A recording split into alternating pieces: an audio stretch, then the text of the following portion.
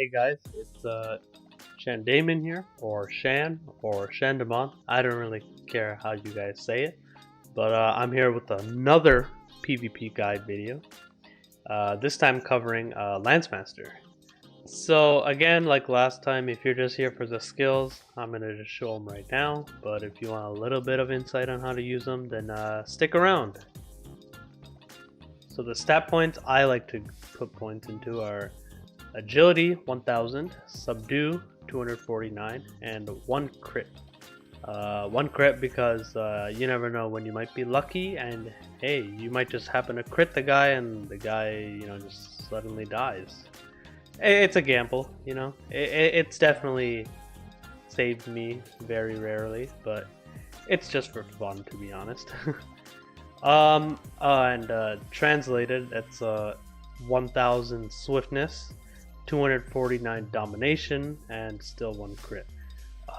Some people also like to go 933 Swiftness and 317 Domination, just for the extra damage while the target's CC'd. So I'm gonna be getting into the skills now. Let's start with the moon skills, or as I like to call them, the blue skills. Basically, so the first move you have is Moonblade Fury. You want to take Swift Throw on this. It just makes it so that you do a small dash and then makes it a single hit. This move knocks back opponents. It's definitely used in some combos as a combo starter. Next move, you have the Descent of the Moon. You want to take high maneuverability on this. It basically increases the jump range, and you want to take Knockdown, so the hit stuns opponents for 1.5 seconds. That's this move here. You can use it offensively and defensively. If you pair it with your spacebar dash, you can get quite a bit of distance from your opponents if you need that. Or you can close the gap. Next move is Moonrise. So this is a knockup. It's used to keep combos going, and it is a combo starter too. You want to take excellent maneuverability on this. Basically increases the hit distance. You want to make it so that opponents get launched higher, meaning you have more follow-up time. And you want to make it so that range of the skill increases with easier to land, longer range, and 50% damage boost. Some people I've seen, they only put 7 points into this. So this is what it looks like with 10. It's definitely a little bit more distance. Some people that use 7 on this move, the range decreases considerably. I personally can't. I've tried both of 7 points without this tripod. I just can't live without it, so I just put 10 points into it. It's just really good. It's just more consistent, to be honest. The next move you want to take is Crescent Moon. This is a diagonal strike. This move definitely needs a little bit more explanation. So basically, this move launches a tornado, okay? Depending on what tripods you take, it'll determine what the tornado does. So large scale, you want to take this, and the last tripod actually makes the tornado. So the second tier of tripods actually determine what the tornado does. If you take Free Flight, it makes it a moving tornado, and it'll go a decent distance, just knocking up opponents along the way. If you take any of the other two, it'll become a stationary tornado. But if you're going to use a stationary tornado, I'd probably use Internal Reserve. Stationary tornado just stays in one spot and just keeps opponents in the air for the time limit it has. Both have their uses. You can just it's basically just preference. I prefer to use stationary tornado. It's just my kind of style, but moving tornado also has its uses. For example, if let's just say you're in the arena and 2 of the enemy team is 2v1ing your teammate, If you know where that teammate is, you can just throw out a tornado and hopefully it'll disrupt the enemy team and give your teammate a chance to escape. So if you have stationary tornado, you can throw it out and you can like play around it. Basically, it acts as like kind of a wall. And you can also use it to extend combos as well. Both tornadoes can be used to extend combos. Next move, Ring of Light. This is a hard hitter. You want to take a cooldown reduction so you can use it more often.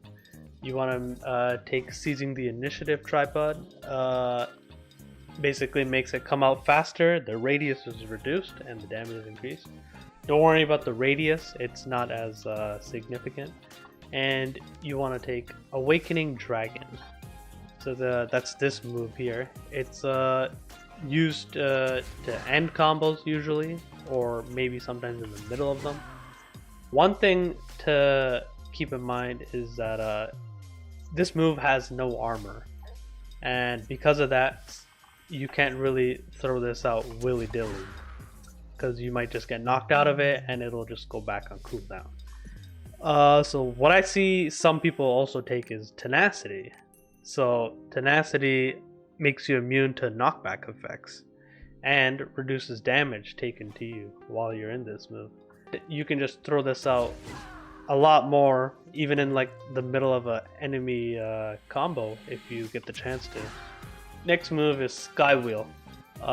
You want to take Fierce Attack. It makes the last hit knock down opponents if they're not in the air, or even if they're not in the air, sorry.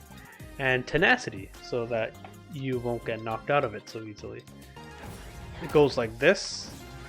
You want to typically use this to end combos, because then it'll just knock the opponent back down, and if they have their roll, then they'll just get away. I usually use this as the last hit of my combos, or if I just want some free damage. Some people also like to put 10 points into Sky Wheel and take Furious Pressure, which makes it a double Sky Wheel if you hold the button. The Tenacity lasts the entire way, so it's basically longer Tenacity and a little bit extra more damage. Moon Virgo Dance, you want to take high maneuverability, you want to take the range increase, and I take Instant Reaction, which removes the kicks from the move. So it's this move right here. If you hold the button, it'll do the last hit, but if you just press the button without doing the second move, you'll just cancel it out. One thing to note is that you can use this offensively and defensively to make distance and close the gap. It's also a really good combo starter. It's got a stagger immunity, so you won't get basically basic stuff won't knock you out of it. So some things I've noticed is that a lot of Lance Masters I've encountered don't take the last tripod, and the move is has the kicks at the end. While it's more hits and more damage, I don't personally like to take it because the move just ends quicker if you take the last tripod, and it just has more practical use as a escape tool and a combo starter. And finally, the last move I take in the Moon skills is Eclipse Path. You want to get this to 7, you want to get the cooldown reduction, and you want to take the attack speed so that it comes out almost instantly. This move is actually a really good combo starter. So for example, if you spawn a Scarecrow, let me just spawn that one in. You can use it to catch someone who isn't using stagger immunity and then just follow up with whatever. Or if the opponent is already knocked down, you can just use it to deal some extra damage and get away.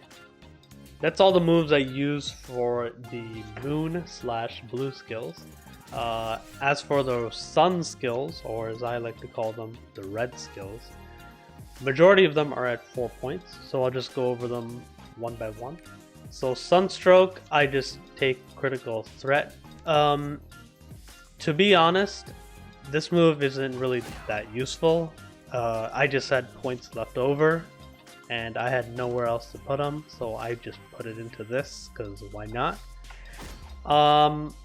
Yeah, this move is like better than auto attacking. Like, you probably wouldn't use this mainly. It's just, you know, it's just there if you don't have anything else. Light Blades, this move, you launch a series of spear attacks. You want to take the attack speed so that it comes up faster and it ends faster. That's this move here. You can use this to deal some extra damage in the middle of your combo. It can catch staggered people off guard too, if they aren't using any stagger immunity. Scorching Wave, Dexterous Hands, it's a attack speed increase by 20.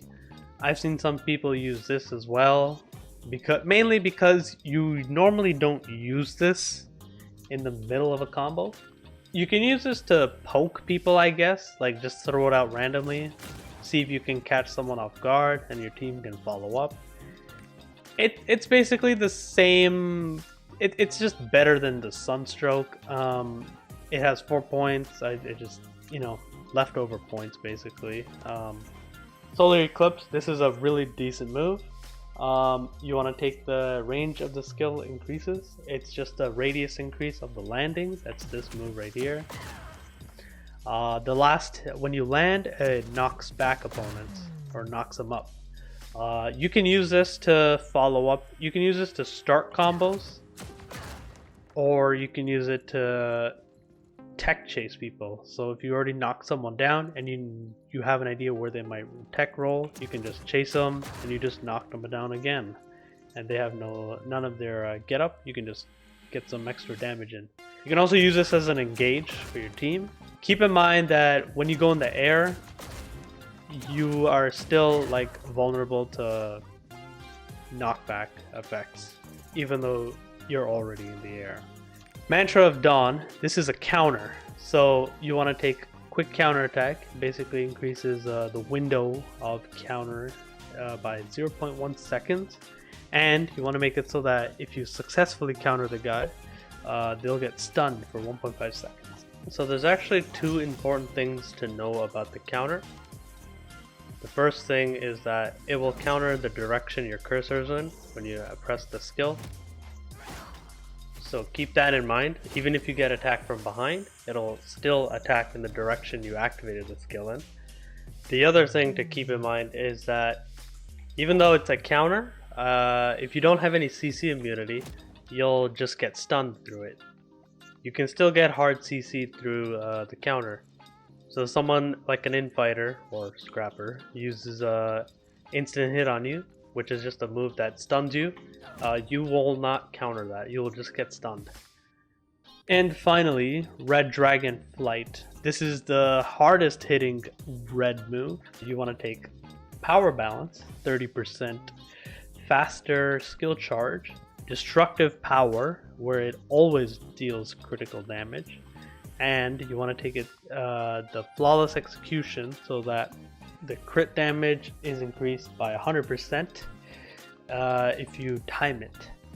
And since it always does crit damage, it's just a bonus damage increase basically. This move, you charge up and you throw your spear in a cone. So the bar, you want to time it up so it hits the glowing yellow zone. That's the successful area. And it's not a hard move to use. You'll get used to it pretty easily. If you fail, the damage is reduced and the range is reduced. It just sucks, basically. So one thing you want to keep in mind is that it'll automatically throw in the direction of your cursor. So for example, if you were here and you wanted to do something like this, you would just get blocked. So make sure your cursor is in the direction of your opponent, so that way you can just get them. Don't make the mistake of accidentally using the move when your cursor is not in the general area of your opponent, because then the cone will prevent you from hitting them. And as for awakenings, there's 2, Milky Way and Zenith's Retribution. So I'll talk about both briefly. Zenith or Milky Way, you select a target location and you throw a spear there and it causes an explosion. I'll just demonstrate it right now.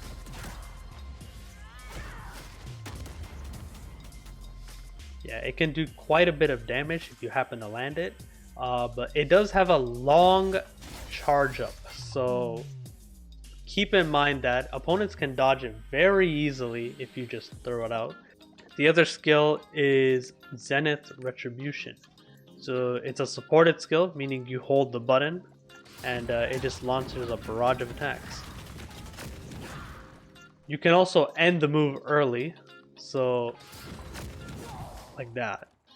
You can use it as a dash, to be honest. I've done it quite a few times. Like if I'm chasing someone and I need to get to them quick, I'll just straight up just do that.